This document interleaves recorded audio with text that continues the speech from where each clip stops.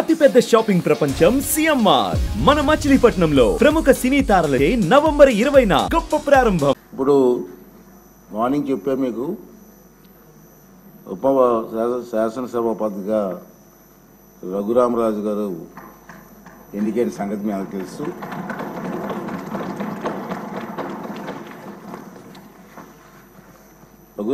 కృష్ణరాజు గారు సభాపతిగా ఏకగ్రీవంగా ఎన్నికైనందుకు నాకు మీ అందరికీ కూడా సంతోషమే. నాకు మరీ సంతోషం ఏంటంటే అతనికి మాకు చాలా సంవత్సరాలుగా కలిసి ఉన్నాం, ఫ్రెండ్లీగా, ఇప్పుడు కూడా నవ్విస్తూ ఉండే వ్యక్తి. అటువంటి వ్యక్తి ఇక్కడ డిప్యూటీ స్పీకర్గా రావడం మనందరికీ ఉల్లాసంగా ఉంటుంది. ఇంకా అతను సీట్లో ఉంటే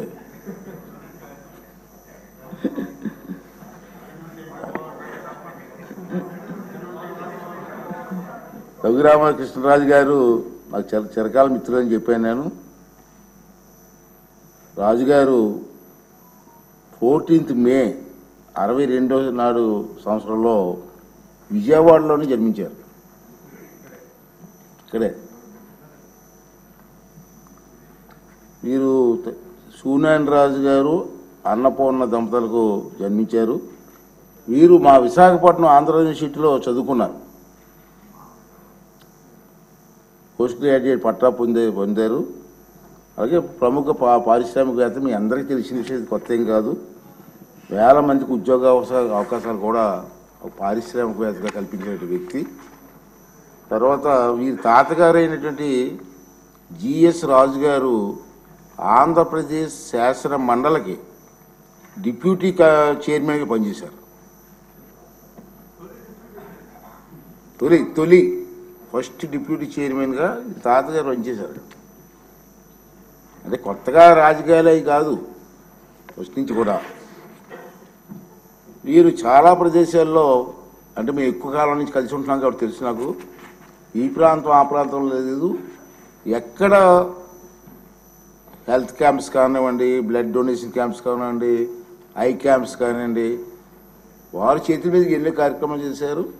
ఎవరైనా కార్యక్రమాలు చేస్తున్నప్పుడు కూడా వారికి సంబంధం లేకపోయినా అతను ఇన్వాల్వ్ అయ్యి ఆ కార్యక్రమాలు విజయవంతం చేయడం కోసం కూడా ప్రయత్నించే సందర్భాలు నాకు తెలుసు. నేను ఎందుకు చెప్తానంటే అటువంటి స్వభావం కలిగిన వ్యక్తులని. తర్వాత రాజకీయాలు కూడా కొత్త ఏం కాదు. 2019 సంవత్సరంలో నరసాపురం లోక్సభ నియోజకవర్గం నుంచి మొదటిసారిగా లోక్సభ సభ్యులుగా ఎన్నికయ్యారు. ఆ విషయం కూడా మీ అందరికి తెలిసిందే. అతన్ని ప్రత్యేకంగా పరిచయం చేయవలసిన లేదు. గత 5 సంవత్సరాలు టీవీలో చూస్తూ ఉన్నాం కదా మనం. ప్రత్యేకంగా పరిచయం చేయవలసిన వ్యక్తి ఏం కాదు. ఈ రాష్ట్రంలో మారుమూల గ్రామాల గురించి అడిగినా రాజుగారి గురించి చెప్పే పరిస్థితి ఉంది. అది ఏ ప్రోగ్రాం అండి? రచ్చబండ గారు. రచ్చబండలో కార్యక్రమం ద్వారా బాగా ఫేమస్ అయిపోయారు అతను. తర్వాత వీరు పలు లోక్సభ స్టాండింగ్ కమిటీల్లో సభ్యులుగా ఉన్నారు.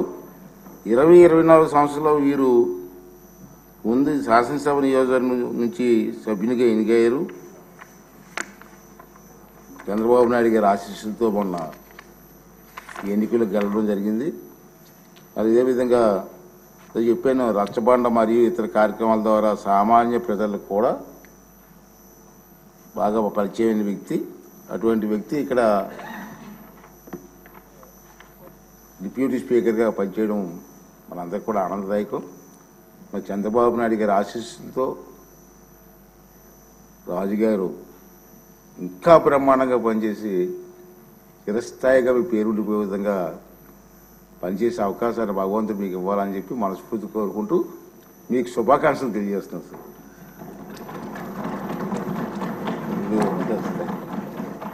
సార్. బాబు గారు, కళ్యాణ్ గారు, మనోహర్ గారు,